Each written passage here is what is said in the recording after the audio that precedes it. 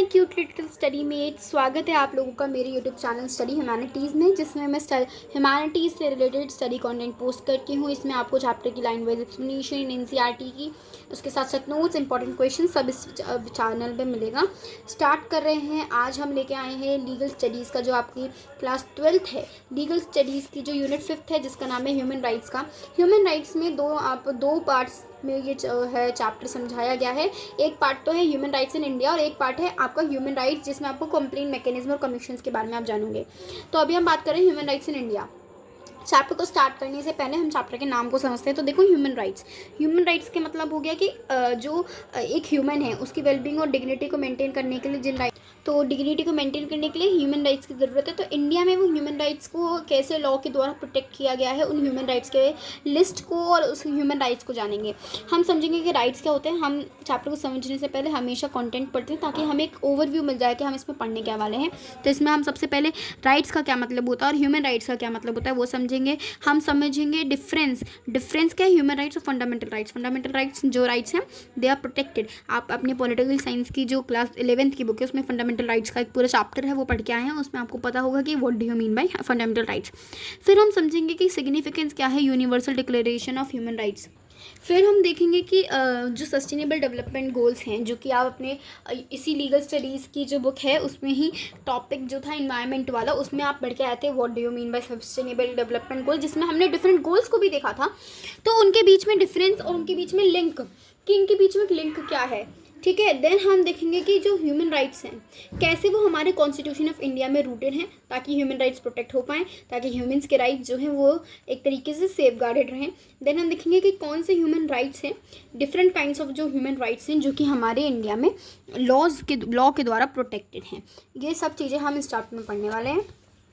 अब आ जाते हैं इंट्रोडक्शन में, जिसमें अब हम देखेंगे हिस्टोरिकल कॉन्टेक्स्ट की ह्यूमन राइट्स के प्रोटेक्शन में या सेफ गार्डेशन में या लॉ में मेंटेन करने के लिए। इससे पहले हिस्टोरिकल कॉन्टेक्स्ट क्या है, हिस्ट्री में ये आया कैसे, ह्यूमन राइट्स को लॉ में एम्बेडेड करने के लिए सुझाव क्या था या क्यों उसको लाया गया, वो देखेंगे।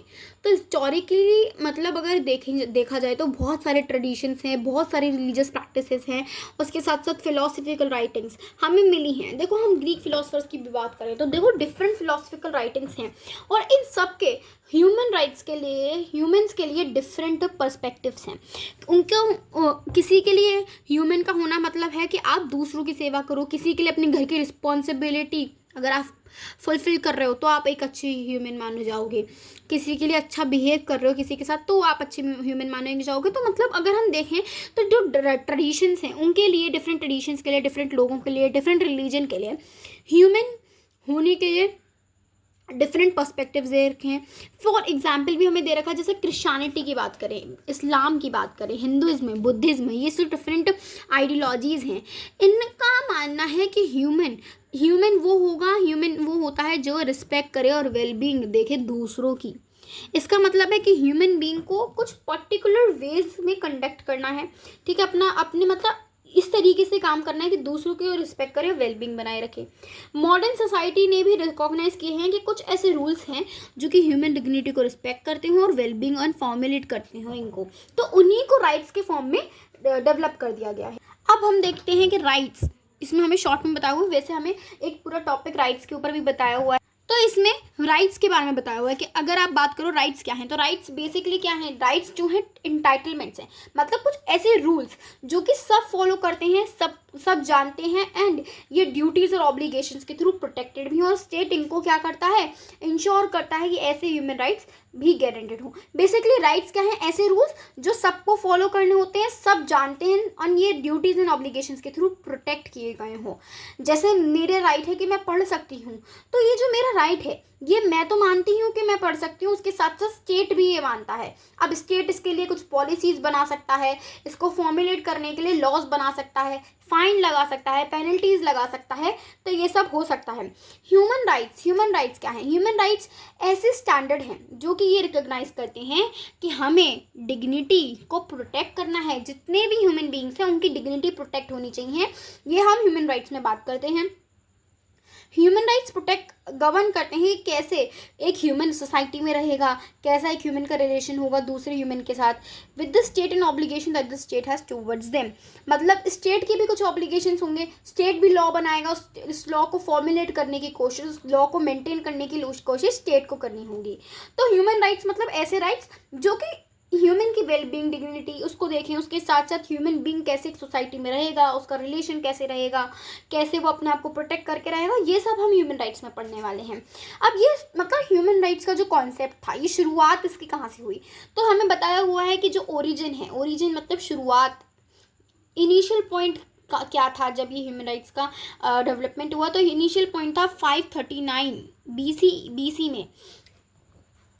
तो इसमें हमें बताया हुआ है कि जब साइरस, आप बेबीलोनिया एम्पायर पढ़ के आए थे, आपके हिस्ट्री की टेक्स्ट बुक में आपने पढ़ा होगा बेबीलोनिया एम्पायर के बारे में। तो इसमें बता हुआ है कि जब बेबीलोन में क्या हुआ था, जो ट्रूप्स थे साइरस द ग्रेट, ये क्या है, किंग है, तो जब वो कन्क्वर करने गए एम्पायर को, बेबीलोन एम्पायर को, तो जब वो वहाँ से जीत गए तो ये देखा कि जो साइरस थे, इन्होंने जब वॉर हुई, तो वॉर होने के बाद इन्होंने जो स्लेव्स बनाए थे, स्लेव्स मतलब नौकर वगैरह, या वहाँ पे जो लोग थे जो वॉर में थे उनको कैद कर लिया और उनको अपने यहाँ का नौकर बना लिया। तो उसके बाद जो स्लेव्स थे, वहाँ पे स्लेव्स जरूरी नहीं है कि अपने नौकर बना लिया, पहले क्या होता था, स्लेव्स को बेच दिया जाता था। तो जो स्लेव्स थे उनको उनके घर पे उनको मतलब वॉर होने के बाद उनको उनके घर भेज दिया गया, और उन्होंने ये भी डिक्लेयर कर दिया कि हर पर्सन के पास राइट है अपने रिलीजन को चूज करने का। तो बेसिकली ओरिजिन क्या है, ओरिजिन यही है कि 539 BC में जब साइरस जो था, उन्होंने डिक्लेयर किया था कि ह्यूमन के पास अपने राइट्स हैं और उसके पास ये भी राइट है कि वो अपने रिलीजन को चूज कर सके। ठीक है, तो ये हमने ओरिजिन देख लिया। तो यहाँ पे ये एक हमें टेबलेट भी दे रखी है जिसमें बताया हुआ है कि फर्स्ट ह्यूमन राइट डिक्लेरेशन किसने किया था, साइरस ने। तो साइरस हमने पढ़ लिया कि साइरस जो थे, जो साइरस थे वो बेबीलोन जब एम्पायर में गए थे, वॉर होने के बाद उन्होंने बहुत सारे स्लेव्स को फ्री कर दिया था और उन्होंने ही डिक्लेयर किया था फर्स्ट ह्यूमन राइट को हिस्ट्री में। अब हम बात करते हैं व्हाट इज राइट। तो देखो राइट क्या है, राइट एक मोरल और लीगल एंटाइटलमेंट दोनों हो सकता है। टू हैव और डू समथिंग, कुछ करने के लिए भी राइट हो सकते हैं, जैसे पढ़ने के लिए राइट हो सकता है, ठीक है, या आप कह सकते हो पढ़ने के साथ साथ हम देखते हैं कि बहुत अलग चीज़ों पे भी राइट्स होते हैं। तो ये मोरल और लीगल एंटाइटलमेंट दोनों है, किसी चीज़ को करने के लिए या किसी चीज़ को पाने के लिए। ठीक है, a right is justified claim on others, एक ऐसा जस्टिफाइड क्लेम जो कि मैं तो फॉलो कर ही रही हूँ, उसके साथ साथ दूसरे भी फॉलो कर रहे हैं। Rules, obligations, rights are reasonable privileges, ये ऐसे प्रिविलेजेस हैं और claim of the people which are accepted by society and affirmed by the statute. तो वही मतलब है कि राइट क्या है, एक मोरल और लीगल एंटाइटलमेंट है किसी चीज़ को होने के लिए, किसी चीज़ को पाने के लिए या किसी चीज़ को करने के लिए। और ये जो राइट है ये क्लेम है दूसरों पे क्लेम, मतलब मैं अगर मेरे पास राइट है अगर जीने का, तो ये दूसरे के ऊपर भी क्लेम है कि वो मेरे जीने के अधिकार को नहीं छीन सकता।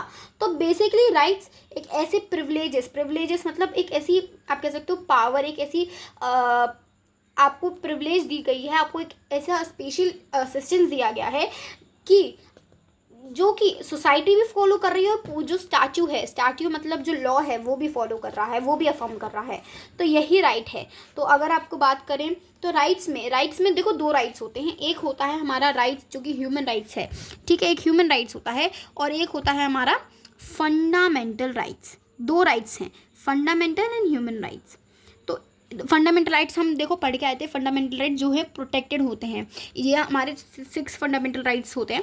ठीक है, पहले 7th है राइट टू प्रॉपर्टी, वो भी हम देख लेंगे, राइट टू प्रॉपर्टी को अबॉलिश कर दिया गया। बट अगर हम देखें तो राइट्स दोनों तरीके के होते हैं। तो बेसिकली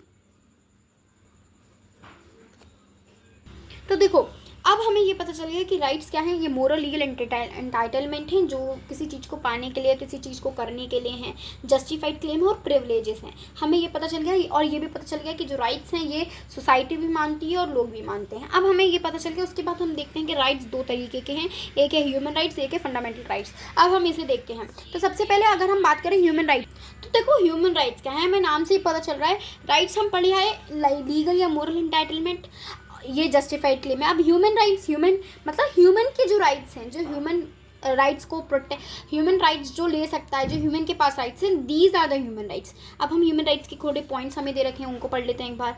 तो ह्यूमन राइट्स क्या है? ह्यूमन राइट्स बेसिक राइट्स हैं जो कि हमारे पास क्यों है? क्योंकि हम ह्यूमन हैं, ह्यूमन एग्जिस्ट करते हैं, ह्यूमन एक सोसाइटी बना के रखते हैं, इसलिए वो ह्यूमन राइट्स जो हैं ये बेसिक राइट्स हैं जो कि हम क्योंकि एक ह्यूमन है इसलिए हमारे पास हैं। ह्यूमन राइट्स जितने भी ह्यूमन बींग्स हैं सबके पास होते हैं, मतलब ऐसे राइट्स जो सारे ह्यूमन बींग्स के पास होते हैं। कोई उनकी इर्रिस्पेक्टिव, उनकी नेशनैलिटी को नहीं देखा जाता, उनके रेस को, उनके कास्ट को, उनके क्रीड, उनके जेंडर, इन सब को नहीं देखा जाता।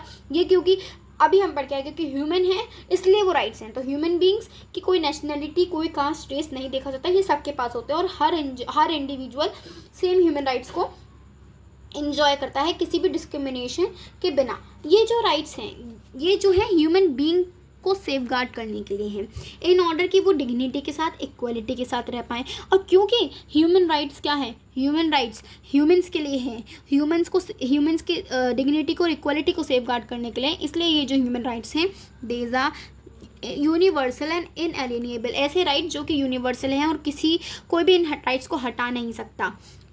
ठीक है, अब हम देखते हैं principle of universality of human rights mean that we all are equal entitle to our human rights. मतलब क्यों ये यूनिवर्सल क्यों है? यूनिवर्सल भाई इसलिए है क्योंकि सब इक्वली इंटाइटल्ड हैं, कोई किसी के ह्यूमन राइट्स को नहीं लिया जा सकता, कोई छीन नहीं सकता, इसलिए ह्यूमन राइट्स यूनिवर्सल है। देन अगर हम बात करें इनएलिएबल हैं, इनएलिएबल इसलिए भी हैं क्योंकि ये छीने नहीं जा सकते accept in specific situation. Specific situation कैसे? मतलब ड्यू प्रोसेस के। फॉर एग्जाम्पल अगर आपने कोई गुनाह किया, आपके ऊपर कैपिटल पनिशमेंट लगती है, उस समय पे आपके ह्यूमन राइट्स का वायलेशन नहीं होता क्योंकि वो ड्यू प्रोसेस, वो लॉ के अंदर है, क्योंकि लॉ है और आपने कोई गलती करी है तो ड्यू प्रोसेस ऑफ लॉ के अगर लॉ को छोड़ के आपके ह्यूमन राइट्स को और कोई नहीं छू सकता। For example the right to liberty may be restrictive a person is find guilty of a crime by a court. तो लिबर्टी, फ्रीडम का राइट हम रिस्ट्रिक्ट कर देते हैं जब आप गिल्टी मिलते हो किसी क्राइम के पीछे। A few example of human rights are those basic right ensure fairness, equality, freedom and respect to all people. Human rights हमारे लिए तो है ही है, उसके साथ साथ ह्यूमन राइट्स दूसरों के लिए भी है। तो ये दूसरों के लिए इक्वलिटी, फ्रीडम और जितने भी लोग हैं उनके रिस्पेक्ट को भी देखते हैं। देन ह्यूमन राइट्स में most of the fundamental rights भी आते हैं, जैसे right to life, right to food, education, work, health and liberty. तो यही था हमारा ह्यूमन राइट्स का कॉन्सेप्ट। अब हम देखते हैं, तो अब हम देखने वाले हैं कि हमने ह्यूमन राइट्स देख लिया, हमें ये पता चल गया कि राइट्स क्या होते हैं। अब हम देख रहे हैं जो हम देख के आए थे ना टॉपिक में कि हम universal declaration of human rights की सिग्निफिकेंस को जानेंगे। तो वही बता रहा है कि आपको पता होगा कि सेकेंड वर्ल्ड वॉर कब तक चली थी। तो सेकेंड वर्ल्ड वॉर 1939 से लेके 1944 तक चली थी लगभग, और 45 तक चली थी लगभग, पर 44 तक मतलब थोड़ा सा सही हो गया था। तो इसमें हमें ये बताया हुआ है कि सेकेंड वर्ल्ड वॉर के दौरान हमें ऐसा देखने को मिला कि जो मैन काइंड है, जो ह्यूमन्स हैं, उनको कितना प्रॉब्लम फेस करने में पड़ा क्योंकि वॉर हो रही थी और वॉर में अनदेखे लोगों को मारा गया। तो ह्यूमन राइट्स का बहुत ज़्यादा मतलब ऐसा लगा कि ह्यूमन्स की डिग्निटी में बहुत फ़र्क पड़ा है। तो उसके बाद दिसंबर 1948 में सेकेंड वर्ल्ड वॉर होने के वजह से, तो सेकेंड वर्ल्ड वॉर होने के बाद अडॉप्शन हुआ universal declaration of human rights, और उसके बाद यूनाइटेड नेशन डेवलप हुआ जिसको हम यूएनओ भी कहते हैं, और इसने ह्यूमन राइट्स को रिकॉग्नाइज़ किया और ये फाउंडेशन बना for freedom, justice and peace. तो हमें ये पता चल गया कि पहली बार किसने किया। पहली बार अगर पूछें तो it is Cyrus the great. And अगर हम बात करें कि रिकॉग्नाइज कौन करता है या कोई ऐसी बॉडी बताओ जो कि ह्यूमन राइट्स को प्रोटेक्ट करती हो, तो इट इज़ यूनाइटेड नेशन। ये वर्ल्डली है पूरे वर्ल्ड में, बट इस चैप्टर में हमें इंडिया के बारे में पढ़ना है, इंडिया के बारे में कि इंडिया कैसे प्रोटेक्ट करती है वो हम देखेंगे। यहाँ पे हमें इंटरनेशनल ह्यूमन राइट्स के बारे में बताया हुआ है, मतलब इंटरनेशनली कैसे ह्यूमन राइट्स को प्रोटेक्ट करते हैं। इसमें आपका जो पॉलिटिकल साइंस का चैप्टर है, international organisation, class 12 political science में, इट इज़ बहुत अच्छा चैप्टर है। आप उसमें ये जो चीज़ें बताई हुई हैं ना वो उसमें अच्छे से बताई हुई हैं, तो इसमें बताया हुआ है कि 1948 में यूनाइटेड नेशन जनरल असेंबली ने क्या अडॉप्ट किया, universal declaration of human rights. तो देखो आपको पता होगा कि यूनाइटेड नेशन जो है, यूनाइटेड नेशन एक बॉडी है जो कि बेसिकली एक इंटरनेशनल ऑर्गेनाइजेशन है जो कि एक तरीके से वॉर वगैरह, पीस वगैरह मेंटेन करने की कोशिश करती है। अब यूनाइटेड नेशन में 15 मेंबर्स हैं, इतना हम डीप नहीं जाएंगे, हमें बस इतना पता होना चाहिए कि यूनाइटेड नेशन जो है एक बॉडी है जो कि वॉर, पीस या हम कह सकते हैं ह्यूमन राइट्स को प्रोटेक्ट करती है। 1948 में यूनाइटेड नेशन की एक पार्ट है जनरल असेंबली, मतलब यूनाइटेड नेशन में जनरल असेंबली है, तो उसने क्या किया था, universal declaration of human rights को अडॉप्ट किया और इसको कॉमन स्टैंडर्ड माना कि ये सबको, सारे नेशंस को और सारे लोगों के लिए माना गया। देन हमने देखा कि जो universal declaration of human rights था, इसका मतलब ये जो यूनिवर्सल डिक्लेरेशन, ये UDHR था, इसने एक तो प्रोवाइड किया और डिफाइन किया वेरियस काइंड्स ऑफ राइट्स, मतलब कौन से ऐसे राइट्स हैं जो कि सब ह्यूमन बींग्स के पास होने चाहिए, सब ह्यूमन बींग्स को फॉलो करने हैं, सबके ऊपर एप्लीकेबल हैं। इसमें fundamental, civil, political, economic, social and cultural rights भी थे। फॉर एग्जाम्पल देखो, freedom of speech, assembly, conscience and religion, right to education, right to livelihood, decent standard of living, right to life, liberty and security of a person, right to equality, freedom, from all, ये सब मतलब basically हमें इसमें जो हमारा United nation था, इसमें जो UDHR जो थी, इसने वेरियस काइंड्स ऑफ राइट्स को प्रोवाइड करा। उसके साथ साथ ये भी बताया कि इसमें fundamental, civil, political, economic, social, सारे तरीके के rights, fundamental, civil, political, economic, social and cultural rights, हर तरीके के राइट्स इसमें एड ऑन किए गए थे, इसमें अडॉप्ट कर लिए गए थे। उसके बाद हम बात करेंगे कि ये जो प्रिंसिपल ऑफ यूनिवर्सलिटी है ह्यूमन राइट्स का, ये भी कॉर्नरस्टोन है ऑफ इंटरनेशनल, मतलब ह्यूमन राइट्स में ये भी बोला गया कि ये यूनिवर्सल होंगे, सबको फॉलो करने होंगे भाई। Universal declaration of human rights have been embraced by almost all member states of United Nation, जितने भी यूनाइटेड नेशन स्टेट्स के मेंबर्स हैं वो उनको ये मानना ही होता है, और all members states have committed to respect and protect the basic human rights. तो जितने भी यूनाइटेड नेशन के मेंबर्स हैं ये सब क्या करते हैं, प्रोटेक्ट करते हैं ह्यूमन राइट्स को। मतलब एक क्राइटेरिया ही यही है कि अगर आप मेंबर बनोगे ना यूनाइटेड नेशन के, तो उसका एक बेसिक क्राइटेरिया ये है कि आप ह्यूमन राइट्स को मेंटेन करते हो, प्रोटेक्ट करते हो। अब हम बात करते हैं कि व्हाट ऑफ फंडामेंटल राइट्स। तो देखो, फंडामेंटल राइट्स आप पहले भी पढ़ के आए हो। फंडामेंटल राइट्स ये बेसिक राइट्स हैं एक सिटीजन के। ह्यूमन राइट्स एक बेसिक राइट है ह्यूमन के, and fundamental rights the basic rights for citizen. ये इंश्राइंड होते हैं कॉन्स्टिट्यूशन में, ये इन्फोर्स भी किए जाते हैं in the court of law. If there is any kind of violation of fundamental rights, one can approach the court for protection of such rights. तो देखो, फंडामेंटल राइट्स प्रोटेक्टेड होते हैं, ये इंश्राइंड होते हैं कॉन्स्टिट्यूशन में, और क्योंकि ये इंश्राइंड हैं और कोर्ट के द्वारा अगर इनका कोई वायलेशन होता है तो एक पर्सन कोर्ट को अप्रोच कर सकता है प्रोटेक्शन के लिए अपने। तो इसलिए ये जो राइट्स हैं these are also very important, but ये कंट्री स्पेसिफिक होते हैं, कंट्री में ही फॉलो किए जाते हैं, क्योंकि बोला है ना सिटीजन्स के राइट हैं, तो ये कंट्री में फॉलो किए जाते हैं। अब हम देख रहे हैं कि फंडामेंटल राइट्स और ह्यूमन राइट्स, इन दोनों के बीच में व्हाट इज डिफरेंस क्या है फंडामेंटल और ह्यूमन राइट्स का। तो देखो, सबसे पहले मीनिंग की बात करें तो फंडामेंटल राइट्स क्या है, बेसिक राइट्स एक सिटीजन के। मैं आपको बार बार सिटीजन नोट करवा रही हूँ ताकि आपको याद हो जाए कि जो फंडामेंटल राइट्स हैं, मैं इसको लिख भी देती हूँ, आप भी चाहो तो अपनी बुक में लिख लो, सिटीजन के होते हैं, and these are for human. ठीक है, तो ह्यूमन राइट्स बेसिक राइट्स हैं जो कि सारे ह्यूमन बींग्स एंजॉय कर सकते हैं, रिगार्डलेस उनकी नेशनलिटी क्या है, उनकी एथनिसिटी क्या है, रिलीजन क्या है, क्या कास्ट क्या है। तो ये सब को साइड पे रख के ह्यूमन राइट्स बेसिक राइट्स होते हैं एक ह्यूमन के, एंड सिटीजन फंडामेंटल राइट्स क्या होते हैं, सिटीजन के राइट। फॉर एग्जाम्पल देखो कि एग्जाम्पल ये है कि एक पर्सन है, ये हम मान लेते हैं सोनू के राइट्स। अगर सोनू क्योंकि एक ह्यूमन है तो उसके ह्यूमन राइट्स अलग होंगे, और क्योंकि वो एक कनाडा कंट्री में रहता है तो उसके सिटीजनेबल राइट्स, सिटीजन होने के राइट्स कनाडा में अलग, कंट्री के अलग राइट्स वो अलग होंगे, तो वो फंडामेंटल राइट्स हो गए। समझ में आया? Let's move on. स्कोप, किसका स्कोप क्या है, तो स्कोप क्या है, जो फंडामेंटल राइट्स हैं ये कंट्री स्पेसिफिक है और ह्यूमन राइट्स यूनिवर्सल है। फंडामेंटल और ह्यूमन राइट दोनों ही इंपॉर्टेंट है बेटर एनवायरनमेंट के लिए, क्योंकि जब फॉर एग्जाम्पल एक सिटी में, एक कंट्री में अगर किसी पर्सन को राइट टू वोट नहीं है, किसी पर्सन को राइट टू वोट नहीं है, उसके लाइवलीहुड पे अगर उसके सब छोड़ो, उसकी लाइवलीहुड पे दिक्कत है, उसके पास लिबर्टी नहीं है, उसको कैद करके रखा गया है, तो वो क्या करेगा राइट टू वोट का, जब वो खुद ही कैद है, वो बेचारा, उसके पास खाने के लिए बेसिक फूड आइटम्स नहीं है, जब वो खा नहीं पा रहा तो उसको मतलब नहीं है कि वोट दे पा रहा है कि नहीं। तो इसलिए फंडामेंटल और ह्यूमन राइट्स दोनों ही इंपॉर्टेंट हैं कंट्री में एक बेटर इन्वायरमेंट के लिए, लोगों को अपनी डिग्निटी को प्रिजर्व करने के लिए। अब हम देखेंगे sustainable development goals and human rights. अभी तक हमने क्या क्या पढ़ लिया, राइट्स पढ़ लिए, राइट्स क्या होते हैं, हम राइट्स पढ़ के आए हैं, उसके बाद हमने पढ़ा है कि राइट्स क्या होते हैं, एंड देन हम पढ़ के आए हैं ह्यूमन राइट्स क्या होते हैं, universal declaration of human rights पढ़ के आए हैं, फंडामेंटल और ह्यूमन राइट्स का डिफरेंस पढ़ के आए हैं। अब हम जो है सस्टेनेबल डेवलपमेंट और ह्यूमन राइट्स के बीच में जानेंगे कि ह्यूमन राइट्स और जो सस्टेनेबल डेवलपमेंट है वो कैसे लिंक्ड हैं, कैसे इंटरलिंक्ड हैं। तो 90% of the goals of the SDGs relate to human right obligation. When a state make progress towards achieving SDGs move forward to fulfil their human rights obligation. तो अगर question आए कि कैसे बताओ कैसे ये जो सस्टेनेबल डेवलपमेंट गोल्स हैं, ह्यूमन राइट्स हैं, ये क्या है, इंटरलिंक्ड है, तो आप कह सकते हो कि सस्टेनेबल डेवलपमेंट गोल्स में वही गोल्स हैं जो ह्यूमन के राइट्स को प्रोटेक्ट करने के लिए हैं, ह्यूमन राइट्स ऑब्लिगेशंस को अच्छा करने के लिए हैं। तो इसीलिए स्टेट ने अगर जब भी स्टेट ट्राई करता है SDGs पे काम करने का, SDGs को अचीव करने का काम करता है, तो सबसे पहले वो ह्यूमन राइट ऑब्लिगेशंस को फुलफिल करने की कोशिश करता है।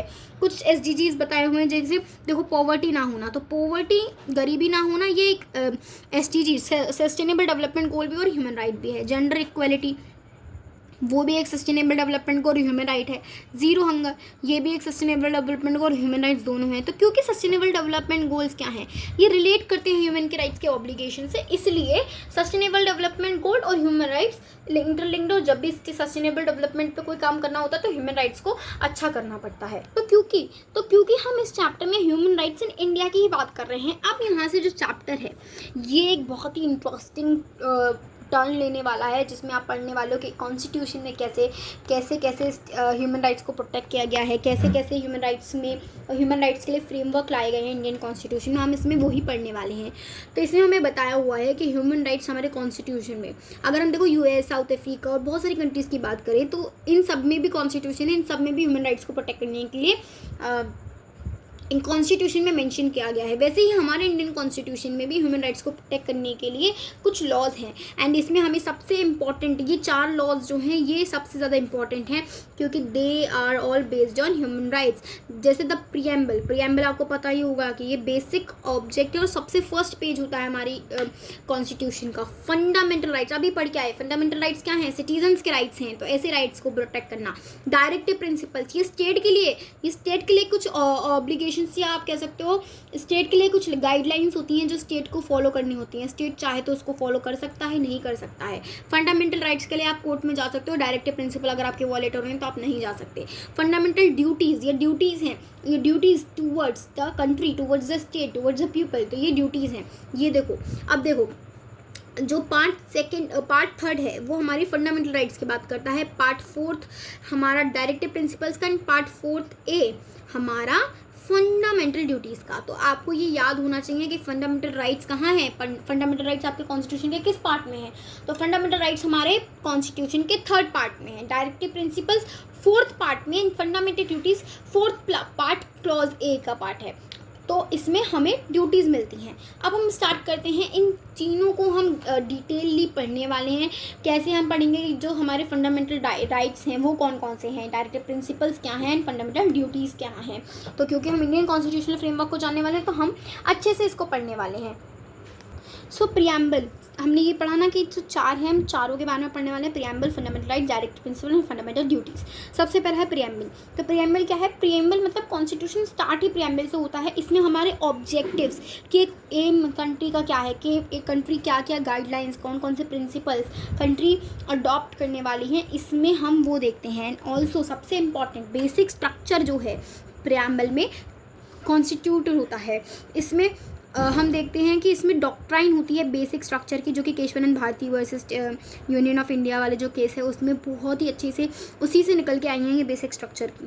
तो जो डॉक्ट्राइन है बेसिक स्ट्रक्चर, वो take away the amendment power of the parliament regard to certain features of constitution. मतलब क्या है, हमने केशवानंद भारती केस में पढ़ा था कि कुछ की पार्लियामेंट कह रही थी कि हम अमेंडमेंट कर सकते हैं। ये राइट टू प्रॉपर्टी वाले केस में ही आया था।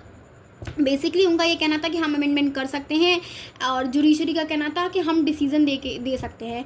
तो दोनों के बीच में जब कॉन्फ्लिक्ट हुए एंड उसमें ये डिसाइड किया गया कि पार्लियामेंट अमेंडमेंट कर सकती है, बट बेसिक स्ट्रक्चर पे कोई हार्म नहीं होगा। बेसिक स्ट्रक्चर हमें कोई ऐसा एज सच डिफाइंड नहीं है, बट ये कहा गया है कि प्रीएम्बल में जो जो चीज़ें मेंशन हैं these are the basic structures. तो इसमें कहा गया था कि राइट टू प्रॉपर्टी क्योंकि बेसिक स्ट्रक्चर नहीं है तो उस पर अमेंडमेंट किया जा सकता है, इसलिए फंडामेंटल राइट्स से उसको हटा दिया गया था। तो इतना डिटेल में नहीं जाते हैं, हमें ये पता होना चाहिए कि प्रीएम्बल क्या है। ये इंट्रोडक्टरी पैराग्राफ होता है, या हम कह सकते हैं कॉन्स्टिट्यूशन शुरुआत ही प्रीएम्बल से होती है। इसमें एम्स, ऑब्जेक्टिव्स और गाइडलाइंस होते हैं, इसमें बेसिक स्ट्रक्चर होता है, और बेसिक स्ट्रक्चर की जो डॉक्ट्राइन है वो ये कहती है कि अमेंडमेंट करने की जो पावर है पार्लियामेंट की वो भी रिस्ट्रिक्टेड है। वो रिस्ट्रिक्टेड कैसे है कि वो बेसिक स्ट्रक्चर को हार्म नहीं पहुंचा सकती। इसमें हमें कुछ फीचर्स बताए हुए हैं कॉन्स्टिट्यूशन के, ये जो है ना ये प्रीएम्बल में फर्स्ट पेज पे ही मेंशन्ड होते हैं, जैसे सेक्युलरिज्म है, सेपरेशन ऑफ पावर्स है, डेमोक्रेसी है, रूल ऑफ लॉ है, जुडिशियल रिव्यू। तो प्रीएम्बल आपको पता चल गया होगा। वैसे तो ये आप सब कुछ पढ़ के आए हो तो उतना ना इसको डीपली पढ़ने की आपको ज़रूरत नहीं पड़ेगी, क्योंकि आप ये सब पहले से जानते हो। देन हम बात करते हैं फंडामेंटल राइट्स। तो अब प्रीएम्बल हम पढ़े आए कि ये बेसिक स्ट्रक्चर है, और उसके साथ साथ बेसिक स्ट्रक्चर कम इसमें होता है, और इसके साथ साथ ये स्टार्ट होती है, मतलब कॉन्स्टिट्यूशन स्टार्ट ही प्रीएम्बल से होता है। तो अब हम बात कर रहे हैं प्रीएम्बल हम पढ़े। अब फंडामेंटल राइट्स अभी पढ़ के आए। सिटीजन्स के राइट्स कहाँ पे मेंशन है? Part 3 of the constitution. ये भी हम पढ़ के आए थे कि जो फंडामेंटल राइट्स हैं वो पार्ट 3 में है, फंडामेंटल ड्यूटीज़ पार्ट 4 ए में है, डायरेक्टिव प्रिंसिपल्स भी पार्ट 4 में है। अब बात करते हैं फंडामेंटल राइट्स मेंशन कौन कौन से आर्टिकल में हैं। आर्टिकल 12 से 35 तक हमारे फंडामेंटल राइट्स हैं। फंडामेंटल राइट्स आप चाहो तो ऐसे चार्ट बना सकते हो, मतलब आप लिख सकते हो अपने अलग से कॉपी में कि fundamental rights are mention in 12 to 35 article. तो मैंने यहाँ पे एक चार्ट बना दिया है। तो देखो हमें पता चल गया कि फंडामेंटल राइट्स होते क्या हैं। देखो बेसिक राइट्स हैं सिटीजन्स के, 12 to 35 आर्टिकल में पार्ट 3 में मेंशन है। यहाँ पे हमें वो राइट्स के बारे में बताया हुआ है। मैंने आपको बताया था कि 6 राइट्स थे, फंडामेंटल राइट्स हमारे 6 राइट्स हैं। वैसे तो 7 थे बट 6 कर दिए गए क्योंकि राइट टू प्रॉपर्टी हटा दिया गया। तो सबसे पहला है right to equality, right to freedom, right against exploitation, right to freedom of religion, cultural education rights and right to constitutional remedies. इन राइट्स को हम इन डिटेल हम पढ़ने वाले हैं। अभी सबसे पहले हम देख लेते हैं कि कौन कौन से आर्टिकल में है। तो right to equality 14 to 18, right to freedom 19 to 22, right against exploitation 23 से 24, right to freedom of religion 25 से 28, कल्चरल एजुकेशन राइट्स 29 से 30 and right to constitutional remedy is article 32। तो इसमें हम इन फंडामेंटल राइट्स को डिटेल में पढ़ने वाले हैं। ये एक चार्ट बना दिया है फॉर इजी अंडरस्टैंड, कि आप अच्छे से ईजीली इसको समझ पाओ। ठीक है, नाउ लेट्स मूव फॉरवर्ड। तो ये वाला जो पार्ट है ना, ये वाला पूरा पार्ट ये मैंने आपको चार्ट में समझा दिया है, तो इसको समझने की ज़रूरत नहीं है। बस इसमें यही बता हुआ है कि 12 से 35 आर्टिकल में है, पार्ट 3 में, और ये 6 राइट्स बेसिक राइट्स जो कि फंडामेंटल राइट्स में आते हैं। अब हम इनको डिटेल में पढ़ने वाले हैं। अब फंडामेंटल राइट्स का इंट्रोडक्शन डाल दिया। अब देखेंगे कुछ साइलेंट फीचर्स। तो देखो हमें बताया हुआ है कि फंडामेंटल राइट्स इन्फोर्सेबल हैं by higher courts in India. India के हायर कोर्ट्स इन्फोर्स कर सकते हैं फंडामेंटल राइट्स को। आर्टिकल 32 इसमें हमें right to aggrieved ones whose fundamental rights have been violated और denied to the petition the supreme court for the enforcement of fundamental rights. तो 32 में जो एग्रीव्ड पर्सन है जिसके फंडामेंटल राइट्स को हार्म पहुंचा है, उसको ये पावर दे रखी है कि अगर उसके राइट्स वायलेट हुए हैं तो वो पिटीशन फाइल कर सकता है इन सुप्रीम कोर्ट। ठीक है, हम PIL भी पढ़ के आए थे। देखो इसमें भी हम देख सकते हैं कि कैसे PIL के भी थ्रू हम सुप्रीम कोर्ट से अपनी फ्रीडम फंडामेंटल राइट्स के वॉयलेशन के थ्रू डिमांड कर सकते हैं। आर्टिकल 14 to 18 हमारा राइट टू इक्वालिटी है। उसमें आर्टिकल 13 हमें अथॉरिटी ऑफ फंडामेंटल राइट्स को एलिवेट करता है। इसमें इंश्योर करता है कि स्टेट और अदर कंपीटेंट अथॉरिटी कोई भी ऐसे लॉ ना बनाए, do not make law including ordinances, orders, bylaws rules, regulations, notification, customs or uses that contradicts or takes away or breaches the fundamental rights. मतलब आर्टिकल 13 में ये बताता है कि जो गवर्नमेंट है वो कोई भी ऐसे लॉज नहीं बना सकती जो कि किसी पर्सन के लॉ फंडामेंटल राइट्स को छीन ले, वॉयलेट कर ले. ठीक है. फंडामेंटल राइट्स मोस्टली इन्फोर्सेबल होते हैं against the state and in some case against the private person.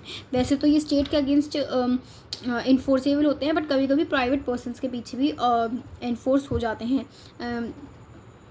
ठीक है. फिर हम बात करते हैं an example is former is the right of the freedom of speech and expression. For the later is the prohibition of the employment of children below the age of 14 years in factories.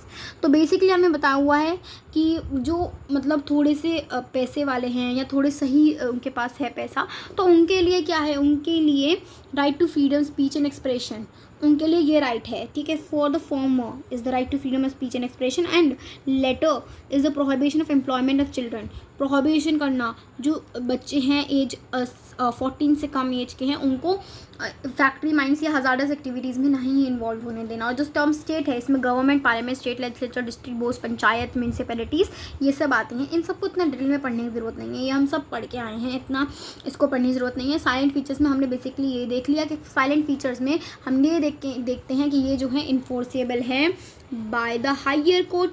Article 32 में हम देखते हैं कि aggrieve persons के पास right है petition डालने के लिए. आर्टिकल 13 में हमने ये देखा कि कैसे स्टेट के पास अथॉरिटी है, बट स्टेट कोई भी ऐसा लॉ नहीं बना सकती जिसमें ऑर्डिनेंस वगैरह हो जो कि किसी के फंडामेंटल राइट को ब्रीच करे. फिर हमने देखा कि ये जो फंडामेंटल राइट्स हैं ये स्टेट और प्राइवेट पर्सन के लिए भी जो है इन्फोर्स किया जा सकता है. और जो टर्म स्टेट है ये हमें पता ही है कि टर्म स्टेट में क्या क्या आ सकता है.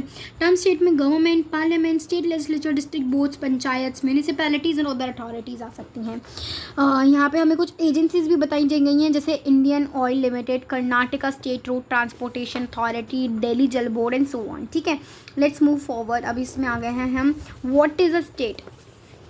तो आर्टिकल 12 जो है हमारा, आर्टिकल 12 हमें व्हाट इज़ अ स्टेट उसके बारे में डिफाइन करता है कि स्टेट होता क्या है. तो आर्टिकल 12 इंडियन कॉन्स्टिट्यूशन ये बताता है कि हमें बताता है आर्टिकल 12 कि जो स्टेट है, स्टेट का मतलब हो गया government, parliament of India, government and the legislature of each of the states and all local and other authorities and the territory of India और under the control of government of India. तो मतलब government basically government ही state है, parliament भी state है. अगर आप state term को देखें कहीं भी तो आप समझेंगे गवर्नमेंट है, parliament, state legislature, district boards, panchayat, ये सब जो अथॉरिटीज़ हैं जो मेंटेन करती हैं वही हमारी स्टेट में आ जाती हैं. तो ये जो चीज़ें हैं ना ये पूरा, ये अगर हम बात करें, अगर आपको याद हो तो जो लीगल स्टडीज़ का first chapter the concept of state वाला, उसमें ये सब बताया हुआ था. अगर आपने पढ़ा हो तो इसमें भी वही बताया हुआ है कि पार्ट 3 ऑफ द कॉन्स्टिट्यूशन में बताया हुआ है कि स्टेट में government, parliament of India, legislature, हर स्टेट की executive legislature of various states of India, local authorities, territory, ये सब है. तो बेसिकली कुछ नहीं है, आपको यही पता होना चाहिए. स्टेट का मतलब गवर्नमेंट, पार्लियामेंट, लेजिस्लेचर, एग्जीक्यूटिव, जितने भी अदर हमारे इंस्टीट्यूशंस हैं वो सब स्टेट में आ जाते हैं. अगर स्टेट की बात होती है तो स्टेट का मतलब ये सब कुछ होता है. लोकल गवर्नमेंट भी इसी के अंदर आ जाती है. अब हम आ जाते हैं हमारे फंडामेंटल राइट्स का. First fundamental right is right to equality. इसको हम समझेंगे. Let's move. अब हमें बताया हुआ है कि जो राइट टू इक्वालिटी है वो 14 से 18 है. तो इनमें कौन वो राइट टू इक्वालिटी में जो 14 से 18 आर्टिकल है उनमें है क्या वो देखेंगे. तो ये जो वीडियो है ना ये थोड़ी लंबी हो सकती है, तो मैं सोच रही हूँ कि मैं इस चैप्टर को 2 पार्ट्स में पढ़ा दूँ. एक ये वाला हो जाएगा और एक दूसरा हो जाएगा, क्योंकि अगर मैं इसको पूरा बनाऊँगी तो ये बहुत ही बड़ा हो जाएगा, क्योंकि हर चीज़ को डिटेल में समझाना पड़ता है. और ये चैप्टर ही बहुत मार्क्स स्कोरिंग चैप्टर है, तो इसको अच्छे से समझना. आप वीडियो की लंबाई को देख के छोड़ के मत जाना, ठीक है. समझो अच्छे से. अभी हम स्टार्ट करते हैं राइट टू इक्वालिटी से. तो आर्टिकल 14 to 18 ये फर्स्ट हमारा फंडामेंटल राइट है. फंडामेंटल राइट फिर से एक बार रिवाइज कराती हूँ. Fundamental rights part 3 of the constitution में है. 12 से 35 जो है हमारा वो किसका है, फंडामेंटल राइट्स है. फंडामेंटल राइट्स में 6 राइट्स हैं. Right to equality, right to freedom, right against exploitation, right to freedom of religion, cultural and education rights and right to constitutional remedies. Right to equality की बात करें तो right to equality 14 to 18 and then right to freedom 19 to 22, right against exploitation 23 से 24, right to freedom of religion 25 से 28, cultural and education right 29 to 30 and right to constitutional remedies 32 article. ये मुझे पता है कि बहुत ही वैसा है. मैंने इसलिए जो चार्ट बनाया था ना आप उसका स्क्रीनशॉट ले लेना और उसको देखना, तो उससे आपको याद रहेगा, ठीक है. तो अभी हम देखते हैं कि राइट टू इक्वालिटी में 4 आर्टिकल्स हैं 14 से 80, ठीक है. अब हम बात करते हैं आर्टिकल 14 के बारे में। तो the state shall not deny to any person equality before law और equal protection of laws within the territory of India on the grounds of religion, race, caste, sex और प्लेस ऑफ बर्थ। तो state article 14 बताता है कि state किसी भी person को equality, किसी भी पर्सन की इक्वालिटी बिफोर लॉ और इक्वल प्रोटेक्शन ऑफ, मतलब इक्वालिटी मेंटेन कैसे रखेगा।